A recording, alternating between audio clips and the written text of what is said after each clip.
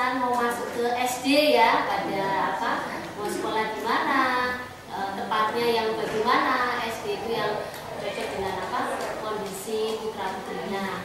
Nah ini saya hadirkan Bapak Toge yang sudah sangat berpengalaman sekali, dan ibu-ibu yang aktif di Facebooknya Mutiara Bangsa itu selalu ada tentang Bapak Toge ya Bu ya. Sudah buka tentang ini Bu, websitenya Mutiara Bangsa. Nah di situ banyak sekali ya kegiatan-kegiatan yang sudah kita berikan. Jadi Ibu kalau tidak mempunyai dokumentasi bisa langsung di ini aja ya Bu ya, bisa di copy ya. Ada apa-apa Bu, di tengah Bu, santai Bu. Anak-anak bisa sama Bu Nur ya. Bu Nur itu nanti ada film itu sudah dipasangkan apa layar lebar itu ya. Di film sana Cia, siapa lagi, Eva, Ariel, Garil ya, Winsa itu sama Bu Nur sudah dipasangkan apa film itu. Nanti mau nonton film apa ya.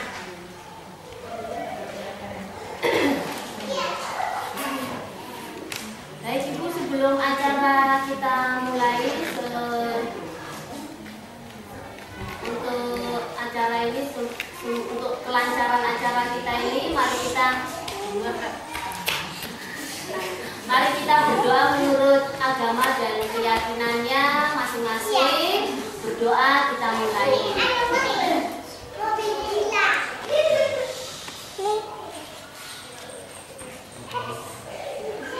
Berdoa selesai.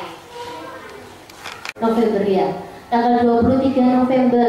Ibu yang ingin melihat sekolah Anur itu bisa datang aja tanggal 23 November di Semolowaru itu Bu ya, sekolah Anur mana? Ya Semolowaru ya Pak ya.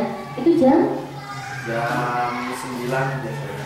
Jam 9 itu Ibu nanti akan ketemu Pak Toge. Ibu nanti akan melihat bagaimana suasana sekolah di sana, bagaimana kurikulumnya, bagaimana programnya ya.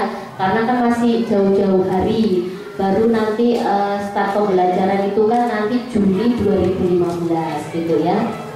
Jadi Ibu kalau ingin melihat sejauh mana sekolah Anur, silakan nanti bisa datang hari Minggu tanggal 23 November pukul 9 pagi. Dan alhamdulillah beberapa anak-anak kita juga sudah tes ya Bu ya, di sekolah Al-Azhar kalau nggak salah, kapan itu di Al-Azhar Mulyosari itu ya. Lalu ada yang di Muhammadiyah 4 Pucang itu ya, sudah dites semua. Itu yang masuk di gelombang pertama. Itu saya tanya anak-anaknya, jawabannya apa Bu? Sangat praktis sekali. Gampang Bu Lina loh Bu, kecil Bu Lina loh Bu. Gimana ya? Sudah dari Mutiara Bangsa. Rata-rata anak-anak setelah saya tanya jawabannya seperti itu Bu ya. Jadi gampang Bu Lina, cuma disuruh nyanyi, disuruh mewarna, terus disuruh menggambar gitu. Oh ya sudah. Ya alhamdulillah Bu ya. Ternyata dari lulusan di sini tidak mengalami kesulitan setelah mereka harus berinteraksi dengan dunia luar ya Bu ya. Istilahnya kan itu asing kan Bu ya bagi mereka. Kalau mereka tidak siap kan biasanya mereka akan rewel ya Bu ya, yang sakit perut lah, yang capek lah. Nah seperti itu ya Bu ya, biasanya seperti itu. Tapi syukurlah anak-anak kita yang dari Mutiara Bangsa yang tes di sekolah-sekolah yang sudah jadi jujukannya pada terima semua ya Bu ya, yang tahun kemarin itu ya, baik di Al-Uswa, di Muhammadiyah 4 Pucang, di sekolah Petra, lalu di sekolah Karolus itu. Kalau sekolah negeri itu tidak ada tes Bu ya, cuman yang terpenting itu usia Bu ya. Usia sama domisili wilayah perumahan. Kalau sekolah negeri Ibu harus berpacu ya Bu ya, harus aktif, karena kebetulan anak saya juga di sekolah negeri, karena akses ya Bu ya, saya sendiri karena sudah dua-duanya bekerja ya Bu ya. Jadi untuk antar jemput dan sebagainya kadang saya sendiri mengalami kesulitan. Akhirnya saya sekolahkan di MA2 itu ya Bu ya, di Merdoan Asri 2. Itu dekat dengan area saya kerja. Saya jemput anak saya suruh nunggu di sekolah sini ya Bu ya, nunggu saya sampai pulang nanti sekitar. Kalau bicara sekolah sebetulnya sekarang juga sudah sulit saya bicara soal sekolah karena sudah banyak yang salah kaprah. Artinya sekolah-sekolah yang masih benar sekarang jadi sulit berkembang, bahkan beberapa juga bangkrut juga karena nggak laku. Yang laku malah sekolah-sekolah yang justru nggak benar karena ngikutin keinginan pasar. Jadi kalau zaman sekarang secara umum kalau ditanya sekolah yang baik yang bagaimana, dari saya persyaratannya dua. Yang pertama dekat dari rumah, yang kedua nggak ada PR. Ya kalau zaman sekarang dengan kondisi situasi yang sekarang ini yang paling ideal ya ketika anak kita sekolah di sekolah yang jaraknya dari rumah tergolong dekat dan dari sekolah tidak ada tambahan PR. Ya karena sekolahnya aja sekarang rata-rata kan 5 hari seminggu, sehingga rata-rata jam 2 baru keluar dari sekolah, ya kan? Terus kapan dia mainnya, kapan dia istirahatnya, kapan dia bersenang-senangnya? Kalau sampai rumah masih harus ada tanggungan PR lagi. Ya sementara itu secara faktual dari saya kriterianya 2 itu kalau zaman sekarang. Tapi secara ideal sebetulnya kalau kita bicara PR itu sifatnya fasilitas. Jadi boleh dipakai, boleh enggak. Ya, jadi PR itu diperlukan untuk anak-anak yang memang masih perlu latihan atau masih mau latihan. Jadi anak-anak yang sebetulnya sudah tidak perlu latihan karena sudah bisa, nggak perlu juga dikasih PR. Ya, tapi kalau walaupun dia sudah bisa, tapi dia masih mau latihan, ya boleh ngerjain latihan di rumah boleh. Jadi kalaupun dibawain PR dari sekolah, dia mau ngerjain silakan karena dia mau. Ya, kalau anaknya mau, artinya dia nyaman saja dengan PR-nya itu. Ya, sehingga tujuannya mengerjakan PR akan bisa tercapai karena tujuannya kan itu untuk latihan, untuk pemulangan. Ya, tapi kalau dia tidak mau mengerjakan atau dia memang tidak punya waktu untuk mengerjakan karena sudah terpakai untuk kegiatan lain-lain, akhirnya PR bukan menjadi fasilitas, PR menjadi beban. Ya, itu sama dengan orang kerja disuruh ngelembur. Ya, ngelembur pun orang kerja ngelembur pun juga kan pakai kesepakatan. Kalau sepakat ngelembur ya jadilah lembur. Tapi kalau nggak sepakat kan nggak jadi lembur. Kalau dipaksa lembur ya namanya juga maksa. Ya pasti nggak jadi benar karena maksa, kan gitu. Ya, dan kalau kita bicaranya ke anak-anak, kalau kita melakukan sesuatu dan sifatnya memaksa, dia harus melakukan tanpa ada pilihan untuk tidak melakukan. Artinya kita sama dengan memberi contoh perilaku maksa. Jadi kalau besok-besok anaknya menampilkan perilaku maksa, artinya dia belajarnya betul sesuai contohnya, karena kita yang contohin. Ya, jadi kalau kita nggak mau anaknya menampilkan perilaku memaksakan kehendak, ya jangan diajarin. Ya kalau kamu diajarin ya juga jangan dicontohin berarti. Ya jadi yang prinsip perlu diketahui, yang namanya PR itu sifatnya fasilitas. Ya, jadi kalau aktivitas di sekolah tidak mencukupi untuk membuat dia paham, untuk membuat dia mengerti, itu alternatifnya mungkin karena memang tuntutan belajarnya terlalu tinggi melebihi kapasitasnya si anak, atau situasi sekolahnya yang tidak memungkinkan, misalnya rasio guru sama muridnya terlalu besar sehingga memang guru tidak bisa memfasilitasi semua anak untuk mempelajari hal itu dalam waktu yang disediakan. Ya, jadi masalahnya belum tentu ada di anaknya. Bisa jadi karena memang situasinya yang tidak memungkinkan dia menguasai materi itu dalam waktu yang disediakan, sehingga dia butuh tambahan waktu di luar waktu yang disediakan di sekolah. Tapi kalau itu yang terjadi, sebetulnya mengevaluasi orang tuanya, apakah sekolah itu memang cocok untuk membantu saya memenuhi kebutuhan saya. Ya, karena sekolah itu sifatnya bukan halte yang harus dilewati semua anak. Sekolah itu sifatnya alat bantu, dan yang dibantu oleh sekolah adalah orang tua, bukan anaknya. Anaknya cuma butuh orang tua, anaknya nggak butuh sekolah. Ya, jadi kalau ada anak sekolah itu cuma karena orang tuanya tidak bisa memfasilitasi sendiri, jadi orang tuanya butuh dibantu dan orang tuanya butuh pakai alat bantunya sekolah. Ya, jadi ada orang tua lain juga yang bantuannya bukan sekolah, ada dan bisa ada juga tergantung kebutuhan orang tuanya. Ya, jadi berangkatnya dari orang lain dulu. Saya mau anak saya menjadi bagaimana, tujuan akhirnya, hasil akhir yang saya inginkan dalam program pengasuhan pendidikan yang saya mau buat itu apa. Nanti dari situ baru ketahuan berarti anak saya perlu punya apa, perlu bisa apa. Dari situ baru ketahuan berarti anak saya perlu belajar apa. Ya, baru kemudian kita bisa tanya ke diri sendiri, saya bisa nggak ngajarin soal itu? Saya bisa nggak menyediakan fasilitas untuk anak saya belajar soal itu? Menjadi bisa menguasai hal-hal yang diperlukan itu. Ya, kalau saya bisa menguasai sendiri, saya bisa fasilitasi sendiri, berarti saya nggak perlu dibantu orang lain. Ya sudah, nggak usah cari bantuan. Ya, karena saya bisa ngerjain sendiri. Tapi kalau saya nggak bisa ngerjain sendiri, berarti saya butuh bantuan. Baru dicari bantuannya apa? Apakah sekolah ada di dalam daftar itu? Kalau sekolah ada di dalam daftar itu, boleh pilih sekolah, boleh pilih yang bukan sekolah. Ya, tapi kalau sekolah satu-satunya yang ada di daftar itu, ya berarti pilihannya kalau saya butuh alat bantu, saya perlu melibatkan sekolah. Ya, baru kemudian cari sekolah yang mana yang bisa memenuhi kebutuhan itu.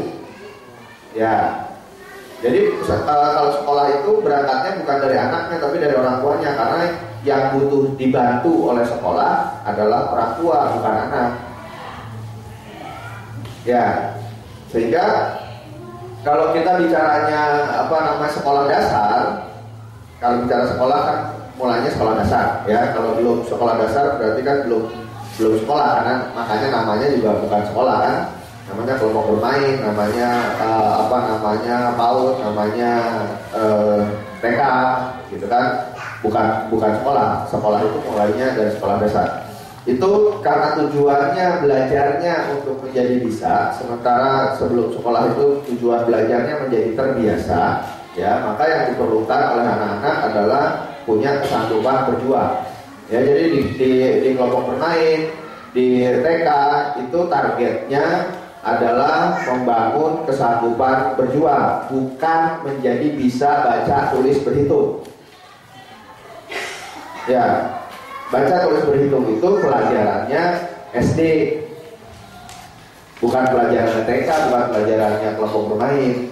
Kelompok bermain dan TK itu tujuan belajarnya adalah punya kesanggupan berjuang, karena sanggup berjuang itu ya diperlukan untuk dia belajar di sekolah.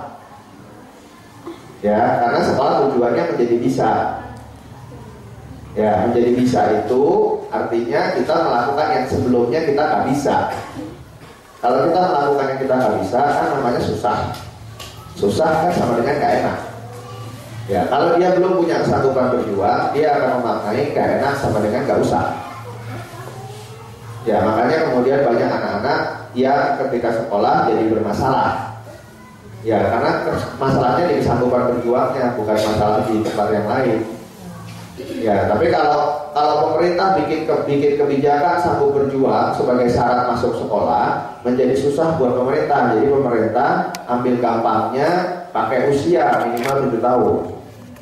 Ya, itu karena asumsinya memang sanggupan berjuang itu sebaiknya sudah ditumbuhkan sebelum umur 7 tahun. Jadi kalau udah umur 7 tahun, anaknya belum punya sanggupan berjuang, memang perkembangannya secara mental emosional akan menjadi lebih sulit, sehingga hasilnya akan menjadi terlambat. Ya, targetnya memang sebelum umur 7 tahun mestinya sudah punya sanggupan berjuang. Kalau program belajar lancar, umur 4 tahun biasanya sudah bisa menunjukkan perilaku sanggup berjuang. Ya, itu yang menjadi alasan kenapa pemerintah bikin kebijakan minimal 7 tahun. Sebetulnya masalahnya bukan di umurnya, tapi buat pemerintah lebih gampang karena semua orang bisa dimintain tolong untuk periksa anak ini sudah umur 7 tahun atau belum. Ya, kan tinggal dilihat aja terakhirnya. Perkara terakhir yang palsu lah ya soal. ceritanya. Ya, tapi kalau pemerintah bikin kebijakannya 1/2, nanti jadi mahal. Ya, karena tidak banyak orang yang bisa memeriksa anak ini sudah 1/2 atau belum. Ya, satu. Jadi pemerintah mesti bikin kriteria yang namanya 1/2 apa? Pemerintah mesti sediain orang siapa yang bisa, yang punya wewenang, yang punya kompetensi untuk periksa kesanggupan berjuang. Berarti pemerintah mesti ngajarin orang untuk bisa periksa kesanggupan berjuang. Jadi mahal, jadi susah buat pemerintah. Ya, sehingga mereka karena mereka bicaranya kebijakan publik, lebih gampang bicaranya pakai umur. Ya, tapi kitanya yang di lapangan ini perlu paham bahwa sebetulnya yang dimaksud dengan kebijakan umur itu kebijakannya berdasarkan kesanggupan berjuang, bukan cuma semata-mata berdasarkan umur. Ya, itu yang perlu diperhatikan. Jadi kalau pilih sekolah, bukan pilih sekolah karena anaknya harus sekolah, tapi pilih sekolah karena saya memilih sekolah untuk menjadi alat bantu. Sehingga saya perlu cari sekolah yang memang bisa memenuhi kebutuhan saya. Jadi saya mesti tahu dulu saya butuh dibantu apa. Ya, dan yang lainnya yang kalau kita bicara sekolah yang perlu diperhatikan, sekolah itu sistemnya paket. Ya, jadi kalau saya mau anak saya belajar berhitung, saya nggak bisa mengajarin anak saya berhitung, sehingga saya butuh bantuan orang lain dan saya pilihnya bantuannya sekolah. Terus anak saya ke sekolah supaya bisa berhitung, tujuan saya itu, ya. Dan tapi di sekolah kan belajarnya nggak cuma berhitung, ya, akan belajar yang lain-lain juga, ya. Dan kita nggak bisa minta sama sekolahnya, saya cuma mau ambil menu berhitungnya aja, saya nggak mau ambil yang lainnya, nggak bisa. Ya, kalau maunya begitu, maunya eceran begitu, berarti salah kalau pilihnya alat bantunya sekolah. Pilihnya alat bantunya kalau perlu nggak cari guru di sekolah yang mau ngelesin. Ya, tapi nggak usah sekolah karena butuhnya cuma tertentu. Ya, tapi kalau sekolah sistemnya kan paket. Masalahnya di situ. Jadi kalau saya merasa kalau masalah bahasa saya lebih jago daripada gurunya misalnya. Saya bisa menguasai 10 bahasa, gurunya paling juga 2. Bahasa Indonesia sama bahasa Jawa misalnya. Ya, jadi kalau saya mau anak saya bisa bahasa macam-macam, saya bisa ngajarin sendiri. Saya nggak perlu dibantu sekolah untuk masalah bahasa. Misalnya ada situasi seperti itu. Tapi saya nggak bisa kalau ngajarin berhitung. Banyak emosinya kalau ngajarin berhitung anaknya. Mendingan saya minta tolong orang lain aja yang ngajarin misalnya. Sehingga kemudian saya titip anak saya di sekolah untuk tujuan belajar berhitung. Tapi saya nggak perlu anak saya belajar bahasa macam-macam di sekolah. Nggak bisa juga kan di sekolah pelajaran bahasanya tetap dapat juga selain belajar berhitung. Saya nggak perlu anak saya ikut pelajaran olahraga di sekolah karena olahraganya biar di rumah aja sama saya. Nggak bisa juga begitu karena sekolah itu satu paket. Ya, kalau memang maunya begitu ya berarti pilihnya alat bantunya jangan sekolah. Ya, itu yang perlu diperhatikan kalau kita bicaranya sekolah. Kalau ada yang mau ditanyakan silahkan.